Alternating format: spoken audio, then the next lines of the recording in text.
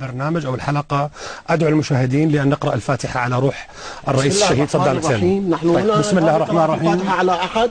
نحن هنا ندين رجل قتل آلاف وملايين من العراقيين. لسنا هنا لنقرأ الفاتحة على أحد، على ظالم وطاغوت قد سفك دماء العراقيين، حرق الحرث وقتل النفس المحترمة في يوم العيد وفي رمضان وفي محرم، قتل ابن أخته خال أولاده في رمضان. لا تدعي قراءة الفاتحة على من؟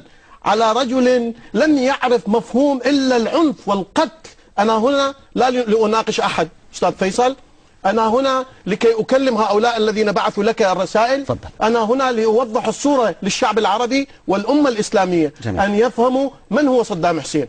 نحن نريد أن نقول أن صدام حسين، الشعب العراقي اليوم حملني ملايين الرسائل، ملايين الأمهات المفجوعات في العراق بأبنائهم، ملايين الرجال الآباء الذين كانوا يجلسون على المدفأة في انتظار أبنائهم أن يعودوا من السجون ومن الجبهات ومن أرض المعارك التي اختلقها صدام حسين، وكانت ترجع له جثثا ويكتب عليها أنه خائن أو أي شيء وأن لا يقرأ عليها الفاتحة. أنا هنا لأنقل الرسائل، أنقل رسائل الشعب العراقي المظلوم الذي ظلم تحت يد وجور هذا النظام الذي سفك من دمائه ما لا تعد ولا تحصى. جميل جدا. اسمح لي أكمل. لي موضوع. صدام حسين ليس قائدا وليس زعيما عربيا. صدام حسين تسلق إلى الحكم سرقة وغلسة في ليل مظلم، قتل أصحابه، قتل رفاق دربه في سبيل الوصول إلى دفة الحكم. صدام حسين ذهب إلى مزبلة التاريخ. صدام حسين لا ينعت بزعيم عربي. من أراد أن ينعت صدام حسين زعيم عربي فهو يجرح مشاعر الشعب العراقي بأكمله، سنة وشيعة وتركمانا ومسيحيين كلهم ذاقوا ويل صدام حسين. اليوم إذا كان هناك رجل ينظر إلى هذا الرجل الذي المقبور أنه زعيم عربي فهو رجل سارق أو من أمثاله. جميل جدا. سرق السلطة، سرق المال، سرق الحكم، سرق كل شيء. أولا عليك أن تحترم نفسك وتؤدب ألفاظك جيدا، وإلا أسوي بيك شيء ما تتصور أبدا. عجمي فارسي قشمر، أدمرك تتكلم بأي أدب يا جماعة. احترم نفسك قشمر يا جماعة. أنت إيراني. أنت اطلع يا سيد. وسيد اللي جابوك يا سيد. عجمي.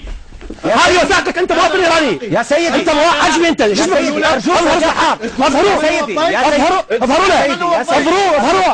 هذا انت مواطن ايراني.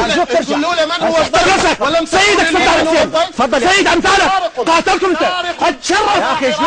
انت عجمي ولك هاي اوراقك. اقراني اوراقك. هذه وثائقك. اذا تحداك جدي مدفون في بغداد. اذا اسمك صادق يا سيدي. ابوك قتل من الاكراد. إذا اسمك صادق أتحداك. طلع اسمك. تكذب أتحدى. طلع. إذا أنت صادق لك هذه أوراقك الإيرانية. قدمت في شهر 4 قدمت على الجنسية العراقية. أنت إيراني. هذه أوراق تظهر بأنه قدم في شهر 4 في شهر 5 2004 طلب الجنسية العراقية. أنت مش جزء من مشروع صفة. حظك وحظ الحساب الآخر. يا سيدي أرجوك تجلس. عجمي قندرة. لا يصح هذا الكلام يا أخي. ما يصير سيدة وسيدة خلفوه. صدام حسين سيدة وسيدة خلفوه. هذا الإيراني. طيب نجلس أرجوك. نجلس سز لنرد بهدوء وبدون عصبية رجاء. ليس هكذا تناقش الأمور. السؤال المطروح قال لك إنه يعني يجب أن لا نترحم على هؤلاء، وبأنه يعني كفانا تباكي على القتلة وعلى كل ذلك. ماذا ترد؟ يعني أولا أرجوك دكتور فيصل إذا سمحت لي أن أوضح للمشاهدين أنك أنت عجزت أن تأتي بعراقي شيعي وطني واحد يقبل أن يظهر بهذا الموقف.